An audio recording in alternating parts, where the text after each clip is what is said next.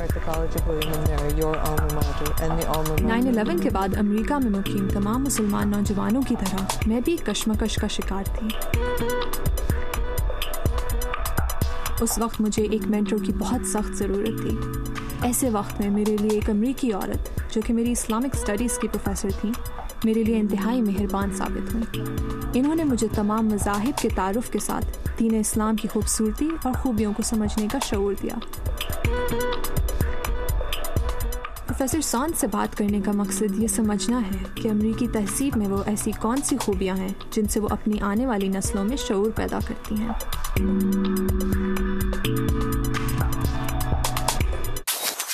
First of all, there's something very unique about America, America's history, because we're all from someplace else, which means that America के बारे में कुछ बातें खासी अनोखी हैं। उनमें से एक अहम बात यह है कि हम तमाम अमरीकी दरअसल किसी और मुल्क से यहाँ आकर बसे हैं।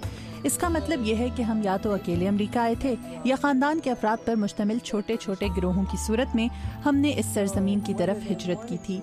इस तरह की हिजरत के नतीजे में जब हम यहाँ आबाद हुए तो हम किसी बड़े समाजी दायरे से महरूम थे और हमें इब्तदा से अपनी ज़िंदगियों का आगाज़ करना पड़ा। हम में से बेशतर ऐसे होंगे जिन्हें बगैर किसी मदद के ज़िंदगी गुजारनी पड़ी होगी। उन लोगों को बिल्कुल नौजवानों की तरह अस्सर नौ अपनी ज़िंदगी की तामीर करना पड़ी होगी। अमेरिका की तारीख का एक और अहम पहलू ये है कि जब यूरोप से आने वाले इब्तदाई आबादकारों ने इस सरजमीन पर कदम रखा तो उन्हें यहाँ विरासत के उन रिवायती यूरोपी कवानीन का सहारा नहीं मिला जिनके तहत बाप की तमाम तर मिल्कियत खानदान की बेहतर किफालत के लिए बड़े बेटे के सुपुर्द कर दी जाती है। लिहाजा इस मुल्क में आप खानदानी जायदाद के वारिस हो भी सकते हैं और नहीं भी, क्योंकि इस हवाले से कोई कानून मौजूद नहीं। यही वजह है कि इस मुल्क में हर शख्स को किसी दूसरे पर इन्हिसार की बजाय अपनी दुनिया आप पैदा करना पड़ती है।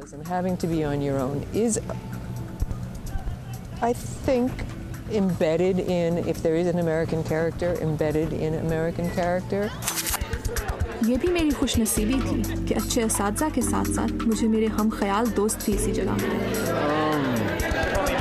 इनसे मैं वो बातें कर सकती थी जो ना कहे बगैर मेरे लिए उलझन का बायस थी और जो अपने आप को पहचानने में इंतहाई अहम और मददगार थी।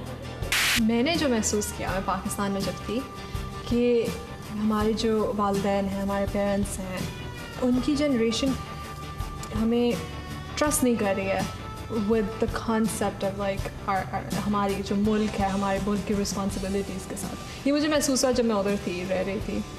I mean, apart from lack of trust, एक communication भी नहीं है। क्या आप लोगों को महसूस होता है कि ये एक disconnect है ख़ासतौर हमारे families में, या फिर बिल्कुल नहीं है, हम openly कर सकते हैं बात, या उसकी ज़रूरत है अभी काफ़ी कुछ काम की ज़रूरत है कि एक वो डिस्कनेक्ट खाली मैं ही देख रही हूँ या आप लोग भी जब बात करते हैं अपनी फैमिली से, आप लोग भी क्या उसे महसूस करते हैं? मेरे ख्याल में तो डिस्कनेक्ट तो नहीं है। आई थिंक अमेरिका में कल्चर थोड़ी सी डिफरेंट है। पाकिस्तान में आई थिंक कंजर्वेटिव हैं लोग ना, तो माँ बाप के जो रिलेशनशिप एंड कॉन्वर्सेशंस जो होते हैं वो स्लाइटली डिफरेंट होते हैं। यहाँ पे तो my mom is my best friend ऐसे लोग कहते हैं, वैसे पाकिस्तान में भी होता है, बट अमेरिका में सब कुछ बताते हैं। And I think it's just a culture thing. Pakistan में because there's a lot of things that we're not supposed to be doing and looks bad in society, and because it's such a societal kind of thing, I think that exactly aunty को ये पता चल जाएगा ये वो, तो I think लोग मतलब distant रहते हैं and just out of respect, I think.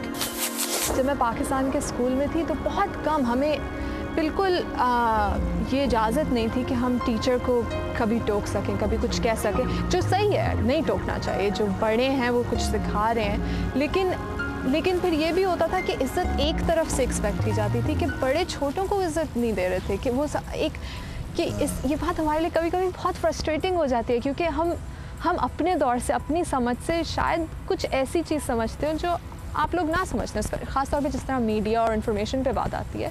जिस जगह पे बच्चों को अगर आप बहुत ज़्यादा हम आज़ादी दे दें, अब होता ये है कि बैलेंस करना चाहिए और बैलेंस हो नहीं पाता। मेरा ख्याल है वालिदैन भी अभी उस प्रोसेस में है, ट्रेनिंग के दौर पे हैं कि उन्हें समझ नहीं आता कि बच्चों को हम कहाँ तक आज़ादी दें।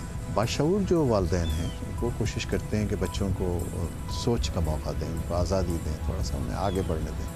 لیکن پھر کہیں ان کو محسوس ہوتا ہے کہ بچے بہت زیادہ، کیونکہ بچہ تو بچہ ہی، اس کا تجربہ تو نہیں ہے نا، اب والدین کے پاس تجربہ ہوتا ہے اور انہوں نے وہ سب کچھ دیکھا ہوا ہوتا ہے، تو وہ اسے کسی چیز سے روکتے ہیں، پھر وہاں تھوڑا سا اختلاف بھی پیدا ہوتا ہے، اور کبھی تو دونوں میں کہیں کمپرومائز ہو جاتا ہے، کہیں نہیں ہو پاتا۔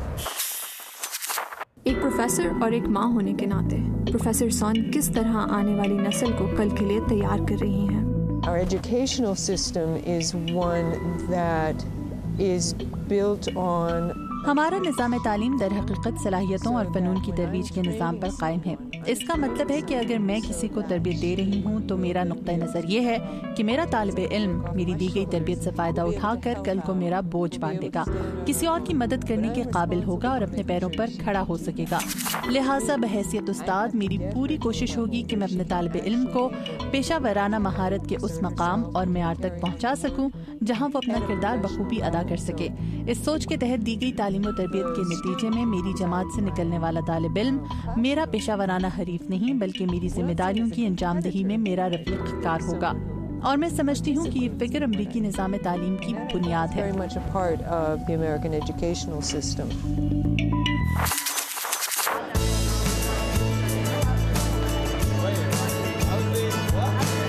کچھ دوست میرے ایسے بھی تھے جو نہ صرف ہم خیال تھے لیکن ہم وطن بھی تھے۔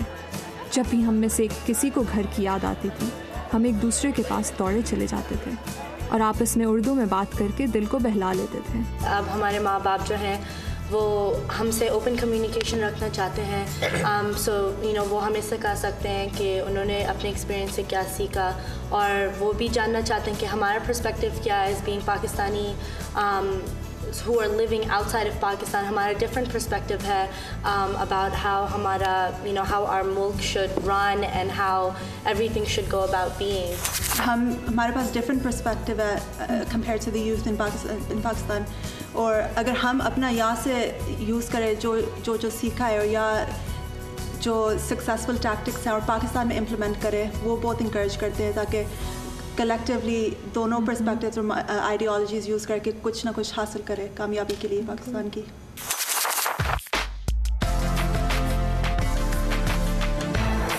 ہمارا کیا پرسپیکٹو ہے as being the Pakistani youth not living in Pakistan.